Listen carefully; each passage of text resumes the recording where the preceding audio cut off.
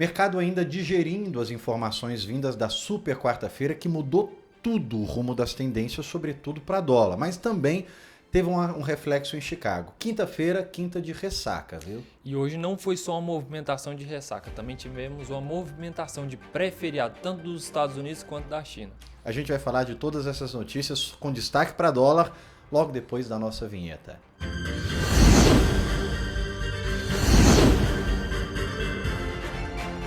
Bate-papo hoje um pouco mais técnico para a gente aprofundar aqui no que está acontecendo com o dólar e o mais importante do que pode vir pela frente. A gente vai te preparar para cada data. Você tem que ficar atento que pode trazer movimentações fortes para dólar. Mas antes eu quero pedir para você deixar sua curtida, o seu comentário, enviar para alguém. Não vai te custar nada e ajuda muito a manter o nosso trabalho aqui. Sem isso a gente não segue aqui no radar. Deixo à sua disposição a palestra da Royal Rural. Leve a palestra da Royal para o seu evento. A gente fala sobre tendências de soja, milho e dólar, com o olhar da geopolítica, da macroeconomia, as novas tecnologias. Leve que você vai ver que a gente é bem assertivo. Mas vamos começar aqui falando do que vai movimentar o mercado. Para essa sexta-feira, dia 19, não vamos ter operação de bolsa, porque é dobradinha de feriado. Tem feriado na China, Festival do Barco do Dragão e feriado nos Estados Unidos, Juneteenth, que é a celebração da abolição da escravatura. Toda véspera de feriado, a gente tem um movimento forte nas bolsas. Não é uma regra, mas é muito comum de se ver isso. Já vou te preparando para o feriado de 4 de julho, vai cair no sábado. Feriado lá fora é muito bom. Se cai no sábado ou no domingo, eles comemoram ou na segunda-feira ou na sexta-feira. Feriado de 4 de julho, eu estou trazendo destaque porque está próximo e é um dos feriados mais importantes da história dos Estados Unidos. E ele tem histórico de movimentar a bolsa. Se cai na véspera, sobe pós-feriado. Normalmente é assim. Se caiu agora, nessa quinta-feira, Chicago, por causa do feriado de Juneteenth e do feriado da China, pode ser que suba na segunda-feira, mas 4 de julho é o feriado mais importante. Então, já dizendo para você aqui um dos motivos que fez o movimento de queda para Chicago e alta para dólar nessa quinta-feira, que foi a véspera do feriado de 19 de junho, tanto na China, olha só, o maior comprador de soja do mundo, quanto nos Estados Unidos. Mas olhando para o movimento da semana, o que a gente teve, Pedrão?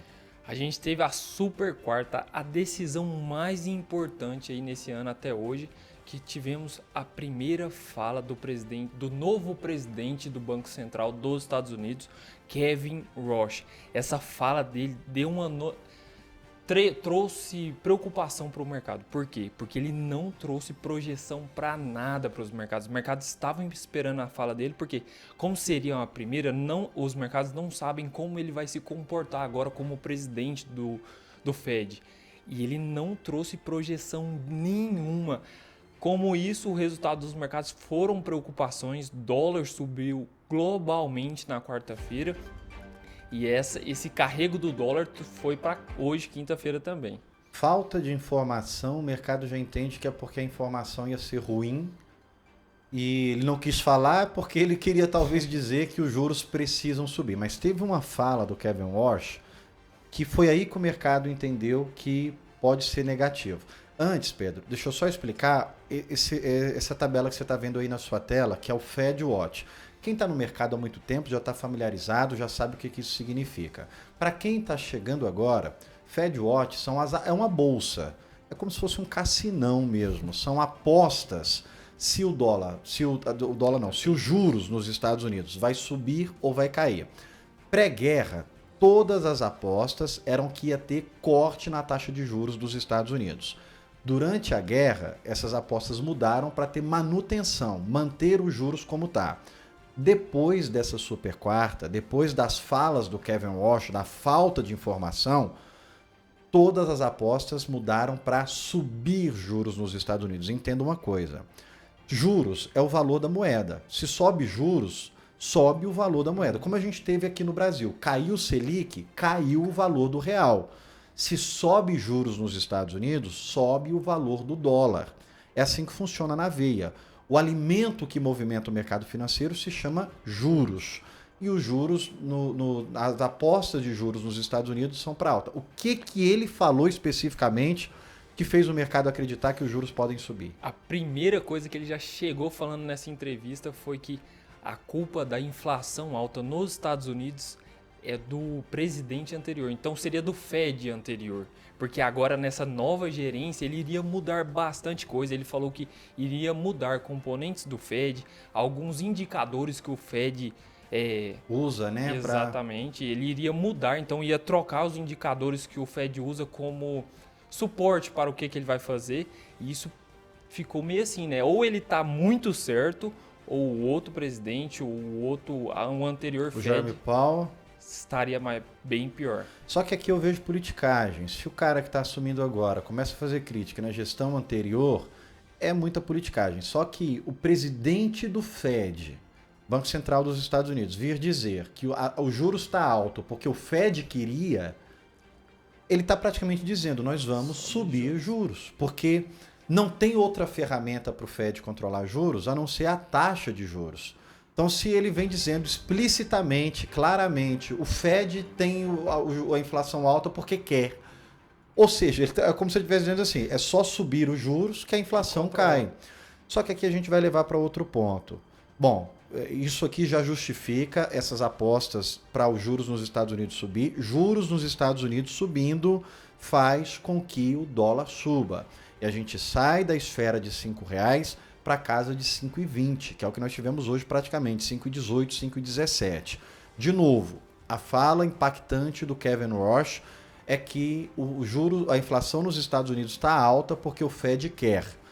A única ferramenta que o Fed tem para controlar a inflação é juros. Então é como se ele estivesse dizendo, para baixar a inflação é só subir os juros.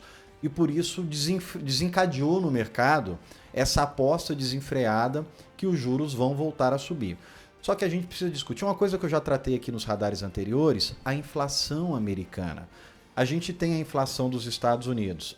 Antes da inflação americana, mais um adicional na alta do dólar aqui no Brasil. Por que o dólar subiu mais forte no Brasil do que no resto do mundo? Porque a gente tem a disputa ali entre o Banco Central brasileiro e o Fed. O que aconteceu com a taxa de juros do Brasil? A taxa de juros aqui caiu de novo, né, Ronaldo? E uma questão aqui que a inflação também está subindo no Brasil e nos Estados Unidos, mas aqui teve um descolamento. Até o Banco Central brasileiro decidiu cortar e os Estados Unidos decidiu manter a taxa de juros. Decidiu manter com viés de subir, de subir a taxa de juros de lá futuramente.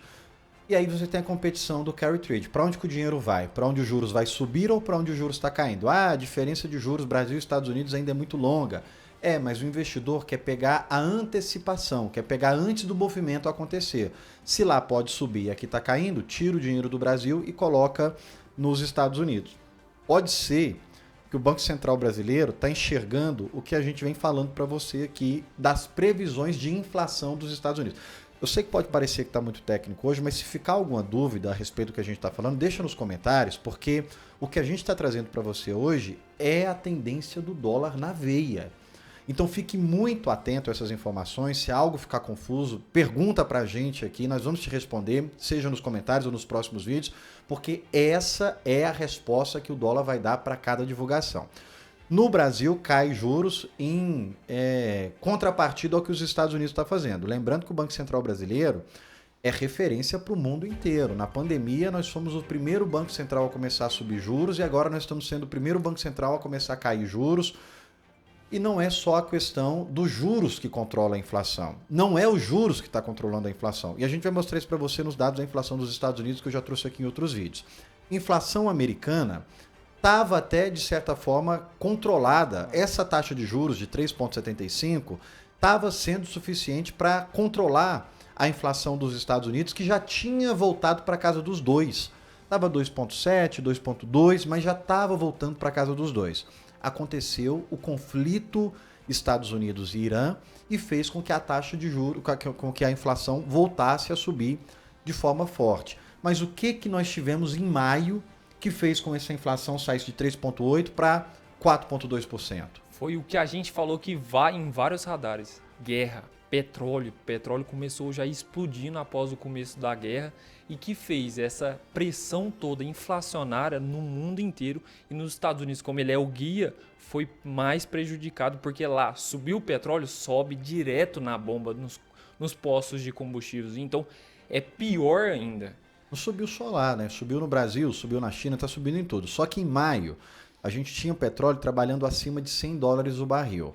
Ali até 15 de maio estava na casa de 108, 107,9. Agora, em junho, a gente já está caminhando para o final de junho e o petróleo abaixo de $80 o barril. Então veja, não foi a inflação, não foi guiada pela taxa de juros. A taxa de juros era suficiente para baixar a inflação. A inflação voltou a subir porque o preço do petróleo subiu e o preço do petróleo puxa tudo. Puxa a energia e puxa também alimentos. E aí agora a gente tem um petróleo muito abaixo. Então essa inflação de junho, ela tem que cair. Mas até lá a gente tem os efeitos dessa super quarta-feira que mudou tudo a definição do dólar. Quando vai ser a próxima divulgação da inflação dos Estados Unidos? Só dia 14 de julho. Mas antes disso a gente tem algumas datas.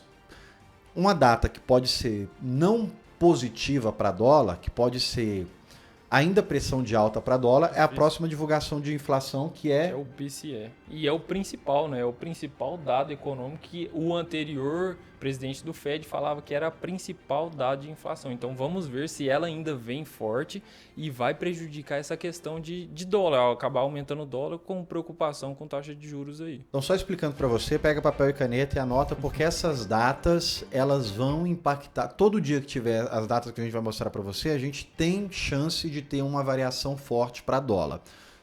Essa inflação oficial é o CPI ou o IPC deles lá nos Estados Unidos, que é o nosso IPC aqui no Brasil. Nós temos lá, vai ser divulgado dia 14 de julho, a inflação que é o CPI, mas eles também têm o PCI. O CPI é como se ele medisse qual que é o custo da cesta de alimentos para a vida de um cidadão americano. O PCI, ele é calculado de forma diferente porque ele também compreende a substituição. Exemplo, preço da carne está muito alto, então o cidadão americano está substituindo a carne por frango. Preço do frango está muito alto, está substituindo o frango por ovo, trocando as proteínas ali. O PCI, ele mede isso, ele é mais completo, ele é mais profundo. O dado que nós tivemos, que causou todo esse alvoroço de 3,8 para 4,2 foi o CPI, que é a inflação oficial. Mas a gente vai ter no dia 25/6 o PCI, o PCE, que é a inflação que o Fed mais considera. Então são dois dados de inflação dos Estados Unidos para tumultuar o mercado, para dificultar a vida aqui da gente trazer análise para você e dificultar você acompanhar. Mas com a gente colocando aqui passo a passo vai ficar fácil para você entender. A inflação oficial vai vir só dia 14, mas antes disso tem a inflação ainda do PCE de maio, no dia 26. Além do PCE, a gente tem inflação também da Universidade de Michigan, dia 26/6, que agora é em junho. Temos também dia 1º e dia 6 PMIs dos Estados Unidos e dia 2 Payroll. Payroll também vai ser muito importante para direcionar também se os empregos estão muito altos, então teria mais consumo com esses empregos, aumentando assim também a inflação. Se o PER vir realmente muito alto, prejudica também essa preocupação. Então você tem aí as datas que podem impactar no dólar, tá? Dia 25/6, PCI, que é a inflação mais usada pelo Fed para decidir juros, mas não é a grande inflação oficial, mas é a que o Fed leva mais em consideração. Universidade de Michigan, eles fazem uma previsão da inflação para o próximo ano, de 1 ano a 5 anos. Então sempre que tem as pesquisas da Universidade de Michigan, o mercado também repercute. Dia 25 e dia 26, um em seguida do outro. Depois, dia 1º, tem PMIs, acho que é Manufacturers, e depois, dia 6, tem PMIs de serviços. PMI é uma pesquisa feita com os gerentes de compra, com as indústrias, que é, na verdade, perguntar para o próprio trabalhador, como é que está aí? Você está comprando mais? Você está comprando menos? Como é que está? É o termômetro das indústrias, é o termômetro dos serviços. Ele serve também como uma previsão de um dado inflacionário. E aí no dia 2/7, o payroll, que a cada payroll que está saindo, está jogando a inflação mais para cima, porque o setor de emprego nos Estados Unidos está bombando. O setor de emprego está bombando, diz o seguinte, pode subir taxa de juros que não está prejudicando o emprego. Todas essas informações, a previsão até agora é serem altistas para dólar. Eu acredito em dólar indo no 5,20 e estabilizando. Até quando? Até 14 de julho. Então, ó, no curto, médio prazo, não tem jeito. Eu vejo o dólar para cima, Pedro. Eu vejo o dólar altista. Mas até dia 14 de julho, eu já vejo que esse dólar vai querer voltar para os R$ 5. Então, a longo prazo, deixando claro, eu sou baixista. A longo prazo eu sou baixista. Mas olha a quantidade de informação que tem para o mercado repercutir. O petróleo caiu, gente. O petróleo que fez isso tudo subir. E o petróleo está baixo agora. Então, demora, não é do dia para a noite. Então, demora para repercutir tudo isso. Isso vai começar a sentir lá em julho. Então, de julho para frente, eu vejo o petróleo caindo, mas até lá, eu vejo o petróleo altista. Se ficou dúvida, eu acho que eu deixei tudo o que a gente comentou aqui agora, eu fiz o resumo para dólar, o que realmente importa, deixei aqui para você qual que é a nossa opinião, mas se ficou dúvida, deixa pra gente nos comentários. E já aproveitando essa oportunidade para pedir de novo para você deixar uma curtida, deixar um comentário, enviar para alguém, siga a Royal onde é que você esteja assistindo. A Royal é multiplataforma. Você pode assistir em várias plataformas, mas siga a gente onde é que você esteja acompanhando. A gente teve movimentos da geopolítica hoje também. Finalmente, né, nessas últimas 2 semanas aí, tivemos essa conclusão entre Estados Unidos e o Irã. Fecharam um acordo, hoje o Trump assinou ele e amanhã, sexta-feira, tá para o Irã assinar em Genebra. Isso aí também, essa conclusão, realmente essa assinatura já assinaram eletronicamente, mas falta essa assinatura formal, vamos dizer assim. Então, é importante isso. O petróleo hoje mais um dia de queda, só que está mais dentro da estabilidade porque nas últimas semanas o petróleo desabou. Então a gente já falou aqui, o petróleo realmente desabou e isso aí também foi positivo, como o mercado esperava. Petróleo já abaixo de 80 e a gente está falando de 60 dias da demanda sendo reabastecida, né? O Estreito de Hormuz aberto, tomara que seja os 60 dias finais desse assunto. Tantas vezes que a gente já veio falar aqui de conflito Irã e Estados Unidos, tomara que essa vez seja o último. Hoje, papai assinou ali o acordo para prolongar esse cessar-fogo de 60 dias. E só uma coisa importante aqui, né, Ronaldo? A gente já até discutiu aqui algumas vezes, essa volta do movimento de petróleo global lá do Estreito de Hormuz vai demorar um pouquinho de tempo, né? Tem minas que tem que ser retiradas, essas minas demoram a sair, mas é o princípio do fim. Tomara que seja o princípio do fim. A gente não tem mais muito tempo, nós já estouramos aqui o tempo do radar. Passar rapidamente aqui para você sobre o fato político-policial do Brasil, mais 2 nomes revelados nas investigações ligados a Daniel Vorcaro do Banco Master. Daqui a pouco não sobra mais espaço na tela para colocar tanta cara. Muito foi batido em Flávio Bolsonaro, que teve uma atitude regular de quando você pede patrocínio, não é dinheiro público, estava usando dinheiro privado. E qual que é o dinheiro que o Vorcaro roubou? Dinheiro dos contribuintes do banco, dinheiro do FGTS. De certa forma, não dá para dizer que foi dinheiro público, mas é o maior escândalo de corrupção do mercado financeiro do Brasil. E hoje foi deflagrado aí Jacques Wagner e o presidente da Câmara, Hugo Mota, com contas pagas pelo Daniel Vorcaro. O Jacques Wagner sendo acusado ali de legislar em benefício de Daniel Vorcaro, e o Hugo Mota foi para Lisboa, foi com quarto pago, jatinho de Daniel Vorcaro. Tá todos os nomes aí, os mais importantes até agora, que movimentaram o mercado. Tem muito mais nome ligado a isso, mas que deram movimento para o mercado, tá aí para você. A pergunta que eu quero deixar é o seguinte: olha a quantidade de gente ligada, de PT, de MDB, PL também envolvido. Você acha que vai sair uma CPI, uma CPMI desse caso? Ou vai tudo dar em pizza? Porque parece que aquela música, não sei se é do Adoniran Barbosa, dos Demônios da Garoa, se gritar pega ladrão, não sobra um, meu irmão. Então, mais um nome ligado aí, e Jacques Wagner é líder do PT. Foi ministro da Defesa, foi ministro da Casa Civil. Disse hoje que o próprio Lula ligou para ele em solidariedade, é claro que o Lula ia ter solidariedade, porque se tem uma coisa que o PT não faz é abandonar os companheiros, né? Tá aí, ligado ao Banco Master, as investigações ainda estão correndo. E para a gente finalizar, campanha, Pedro, a gente teve movimento ali do Polymarket ou não? Tá tudo na mesma coisa? Tá tudo na mesma coisa desde a semana passada, após aquele alvoroço do Flávio Bolsonaro, que mudou muita coisa. Agora está da mesma coisa. Hoje o Lula está com perto de 47% e o Flávio Bolsonaro ali seus 28%, 29%, então continua na mesma coisa. Bom, Radar de hoje foi isso. Conto com o seu apoio. Se quer fazer reclamações, sugestões, críticas, elogios, deixa nos comentários que você vai ajudar muito o nosso trabalho. Até mais, Pedrão. Até semana que vem. Até mais, Ronaldo. Semana que vem. E segunda-feira eu tô aqui com você pro Radar Agro. Até mais.